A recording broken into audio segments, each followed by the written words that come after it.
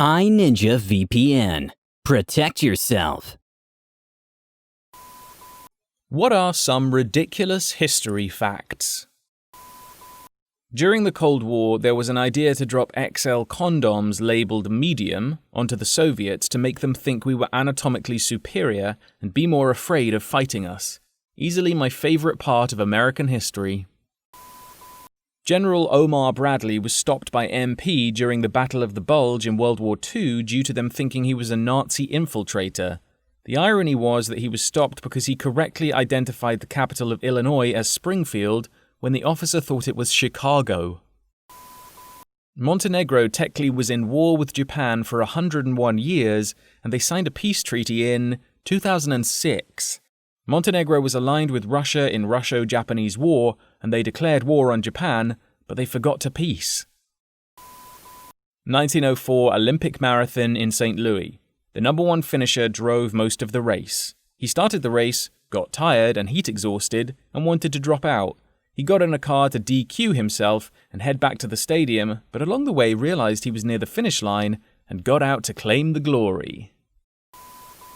In ancient Egypt, servants were smeared with honey to attract flies away from the pharaoh. There used to be bread stamps burned into a cooked loaf of bread to avoid bread fraud, as the government supplied the wheat/flour, but some bakers tried to use sawdust and other ingredients in the bread to make the wheat last longer. The bread stamps were baker-specific, so they could track down where any tainted bread came from. Colombia has a period in history literally called the Dumb Homeland period because of how incredibly dumb politicians acted at the time.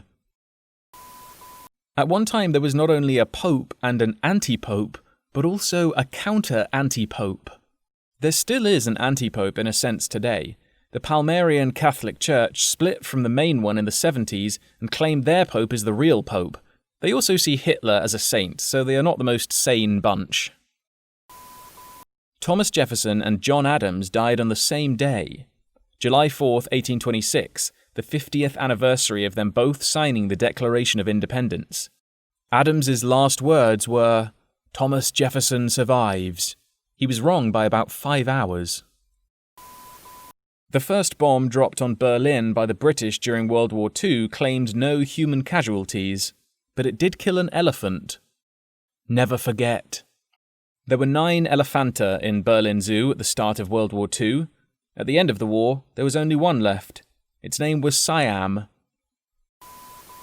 The Battle of Bull Run during the American Civil War was called the Picnic Battle, because so many civilians from Washington went on picnics on the sidelines and watched.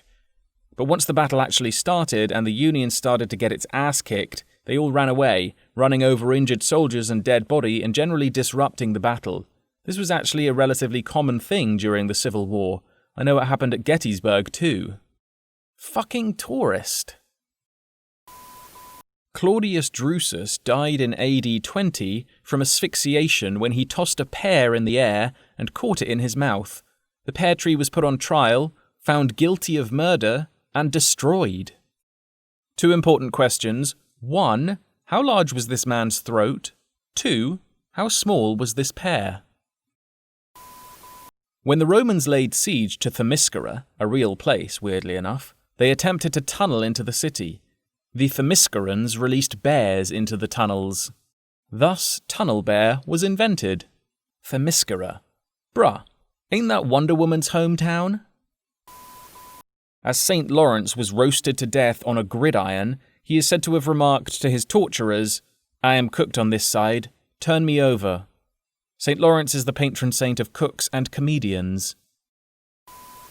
The shortest war occurred between Zanzibar and the British Empire, lasting around 45 minutes. The Battle for Castle Itter, a castle in Austria where the Wehrmacht and Americans fought side by side with French POWs against the SS. Seriously, someone should make a movie about this. When the Netherlands was occupied by the Nazis in 1940, many people fled to Canada, including Princess Juliana of the Netherlands and her husband Prince Bernhard of Lippe-Biesterfeld. Their daughter, Princess Margaret, was born in Ottawa.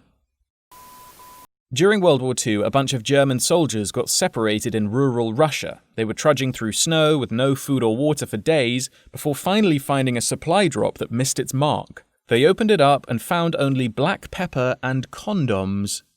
Edit. For anyone wondering, my source for this is Storm of War by Andrew Roberts. Unfortunately, I can't remember the page number because I read the book a few years ago, but I believe the chapter is called Clash of the Titans. I'm sorry I don't have a more exact source, but I'm a random commenter, not a history teacher. Admiral Zinovy Rozhestvensky of the Imperial Russian Navy was so notorious for throwing his binoculars into the sea during fits of rage that his staff always ensured his flagship had an extra crate of binoculars on board. Ancient Romans would put sandals on the hands of sleeping people, then tickle their faces so they would slap themselves. Et shoe, brute? The longest ever US presidential inauguration speech was made by William Henry Harrison on March 4, 1841. The day had terrible weather, yet Harrison chose to deliver his speech nonetheless, running 8,445 words. During the most critical portion of World War II, the Japanese thought they had sunk or disabled 3 American carriers when, in reality, they had only bombed the USS Yorktown 3 times. They were caught with their pants down when the bombs started landing at Midway. At US President Andrew Jackson's funeral in 1845, his pet parrot had to be removed because it was swearing. The Spartans never built a city wall, figuring that their reputation alone would mean no one would dare attack them. But during the Persian War, the Persians, who had already burned Athens twice, hired a Greek guide to take them to Sparta. This is Sparta. Now that the popularity of this thread has died down, I just wanted to thank all those that gilded my comments. Much appreciated. A Chinese emperor escaped an assassin by running around a pillar. After 2 hours, the assassin got bored and went home, and wasn't charged for his crimes.